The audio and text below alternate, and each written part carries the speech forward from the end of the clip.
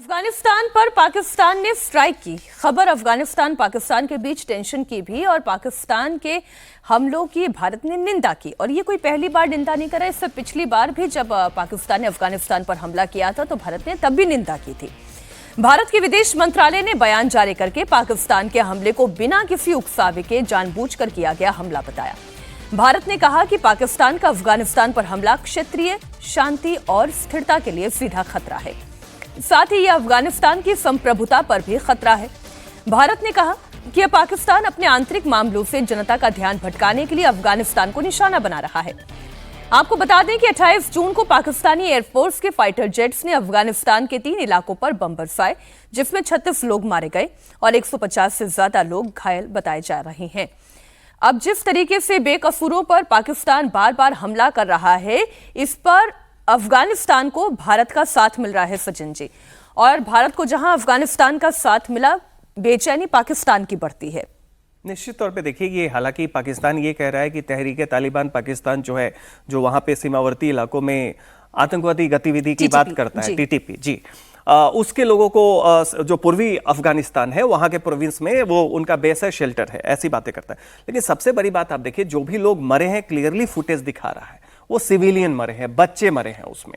पहली बात तो यह है। दूसरी बात यह है कि ये जो तरीका है, आपने सबसे बड़ा आतंकवाद का जो अड्डा है वो तो पाकिस्तान ऑक्युपाइड कश्मीर को बना रखा है, वहां पे आपके आतंकवादी का तो एक अपने प्रोविंस में आप आतंकवादियों का कैंप बनाएंगे, दूसरी तरफ पाकिस्तान अफगानिस्तान में जाके बमबारी करेंगे, सिविलियंस को मारेंगे, ये कहते हुए कि तहरीके तालिबान टीटीपी जो है वो उसको आप संरक्षण दे रहे हैं, तो इसमें कोई तारतम्यता नहीं है। दूसरी बात देखिए, ये पूरा का पूरा जो आप पैटर्न देखेंगे, चाहे वो पीओके पे हो, चाहे वो अफगानिस्तान के अंदर में हो, चाहे बलोचिस्तान में हो, खैबर पख्तूनख्वा में हो, जितनी भी प्रोविंसेज हैं उस पे आप पाकिस्तानी सेना चाहे एयरफोर्स हो वो दमन कर रही है।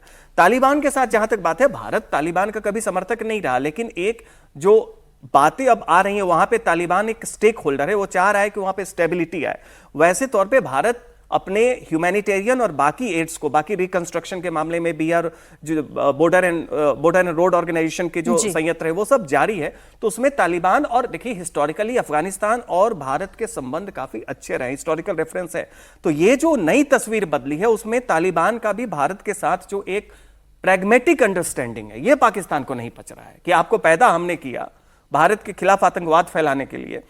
आज जब आप स्टेक होल्डर बन रहे हैं, आप भारत के साथ स्टेबिलिटी खोज रहे हैं, वैसी स्थिति में ये सीधी सी बात है, दमनकारी नीति है वहां की ये, और केवल ये अफगानिस्तान या सीमावर्ती इलाकों की नहीं है, ये सारे उन प्रोविंसेस की है जो पंजाबी डोमिनेटेड नहीं है। अब बात एक ऐसी खबर की जिसकी आजकल बहुत चर्चा हो रही है। कुछ दिन पहले रिपोर्ट्स में दावा किया गया था कि भारत और पाकिस्तान के बीच श्रीलंका की राजधानी कोलंबो में एक अनौपचारिक मीटिंग हुई है। अब इस पर विदेश मंत्रालय के सचिव का ऑफिशियल स्टेटमेंट आया है। विदेश सचिव विक्रम मिस्री ने कहा, दुनिया भर में कई जगहों पर अलग अलग विषयों पर ऐसे दर्जनों कार्यक्रम होते रहते हैं। इन कार्यक्रमों में कुछ भी नया या खास नहीं है। जहां तक हमारी बात है, ये निजी पार्टियों की ओर से आयोजित प्राइवेट कार्यक्रम है। हमारी नजर में इनमें कुछ भी आधिकारिक नहीं है। भारत सरकार की बात करें तो इन दौरों में कोई आधिकारिक भागीदारी, समर्थन या शामिल होना नहीं है। Sir, a track to India-Pakistan dialogue took place in Colombo. There are reports of other such meetings in different parts of the world as well. What do you have to say about this, sir? Yeah, I've seen the reports. I'm aware of them. And what I would say is that firstly, look, dozens of these kinds of events take place in dozens of places around the world on a whole variety of subjects. So there's nothing new, nothing special about these events. Secondly, as far as we are concerned, these are private events organized by private parties. There's nothing official about them as far as we are concerned. I mean, obviously I cannot speak for the government of Pakistan, but as far as the government of India is concerned, there is no official participation, no official support. Vikram Misri जो विदेश सचिव कह रहे हैं, वो जैसा बोल रहे हैं उससे वैसे ही समझ लें या कुछ और भी है? देखिए, डिप्लोमेसी में एक टर्म चलता है प्लाउजिबल डिनाइबिलिटी का। उसमें सरकारें अपने हाथ साफ रखती हैं, वो कोई सैंक्शन नहीं किया जाता इस तरह की वार्ता को। ये बात उन्होंने बताई ही कि इस तरह की वार्ता पूरे देश में अलग अलग मंचों पर चलती रहती है। और ये जो जिस ऑर्गेनाइजेशन ने ये इवेंट अरेंज किया था वहाँ से कोलंबो में, जो international institute of strategic study जो है IISS, ये पूरी दुनिया में इस तरह के का आयोजन करता है। ये ब्रिटेन की एक संस्था है। पहले भी बातचीत हुई है इस तरह की, कई दूसरे स्टेक होल्डर्स उसमें शामिल रहे हैं। ये कोलंबो की जो वार्ता है उसमें हम लोग ठीक है डिनाई करें, सरकार हो सकता है ऑफिशियली सैंक्शन नहीं हो, लेकिन बातचीत हुई है वहां, जिसमें राम माधव शामिल थे, भारत के पूर्व सेना प्रमुख जनरल MM नरवणे थे, और रुचि घनश्याम थी जो भारत की एक बड़ी राजनयिक है, पाकिस्तान में भी उन्होंने काम किया है। और पाकिस्तान की तरफ से एक सर्विंग ऑफिसर था जो अभी सर्विंग ऑफिसर है, डायरेक्टर जनरल लेवल का ऑफिसर है, जो ऑफिसर साउथ एशिया का मामला देखता है, जो सज्जाद हैदर रजा, हमको जहाँ तक नाम ध्यान आ रहा है। फिर वो शेरी रहमान थी वहाँ, जो पाकिस्तान पीपुल्स पार्टी की MP हैं। फिर एक और इसफंदियार अली खान पटौदी थे, वो भी वहाँ बड़े अधिकारी रहे हैं, मिलिट्री के ISI में सर्विस कर चुके हैं वो। तो ये लोग बैठे, इन लोगों ने बातचीत की। ये कहा जा रहा है कि ये सिंधु जल संधि का मामला हो या और दूसरे जो बातचीत के मामले हो, ये सब चीज़ें वहाँ डिस्कस हुई हैं। तो ये इनफॉर्मल लेवल पर बातचीत हुई है। ये ट्रैक टू, लेकिन जितने नाम आपने बोले वो सभी बहुत महत्वपूर्ण हैं। सारे महत्वपूर्ण नाम हैं और सारे एस्टेब्लिशमेंट से जुड़े हुए नाम हैं। भाई राम माधव को लेकर, राम माधव तो अभी भी भारतीय जनता पार्टी के बड़े पदाधिकारी हैं, उनको अभी एक जिम्मेदारी दी गई है बेंगलुरु में, ग्रेटर बेंगलुरु का चुनाव कराने की, वो महासचिव रहे हैं। तो और वो प्रतिनिधि रहे हैं प्रधानमंत्री के कई मामलों में जो है। तो सब महत्वपूर्ण लोग हैं। इसमें ट्रैक टू डिप्लोमेसी वाली बात इसलिए जुड़ गई क्योंकि ये बातें बैकग्राउंड में पहले से चल रही थी कि जब से अमेरिका ने पाकिस्तान को तरजीह देना शुरू किया है, उसने जब से अपना फेवरेट फील्ड मार्शल बताना शुरू किया है असीम मुनीर को, और शहबाज शरीफ से ट्रंप की जब से दोस्ती बनी है, तब से ये कहीं ना कहीं पर्दे के पीछे से भारत के ऊपर एक दबाव आ रहा है कि आप एक पर्दे के पीछे से बातचीत शुरू करिए, ट्रैक टू डिप्लोमेसी को फिर से शुरू करिए, ताकि कुछ समय के बाद ऑफिशियल बातचीत बहाल हो सके भारत और पाकिस्तान के बीच में। एक रीजनल जो अभी जिसकी बात हो रही थी अफगानिस्तान की, हम लोग भारत ने इसको सबसे ज्यादा इसी बात पर चैलेंज किया कि ये रीजनल स्टेबिलिटी के लिए खतरा है। तो अमेरिका इसी रूप में देख रहा है भारत पाकिस्तान के कॉन्फ्लिक्ट को कि ये इस रीजनल स्टेबिलिटी के लिए, रीजनल पीस के लिए ये खतरा है। और दूसरी बात, एक बात डिप्लोमेसी में ये बात चल रही है हाइफनेशन की।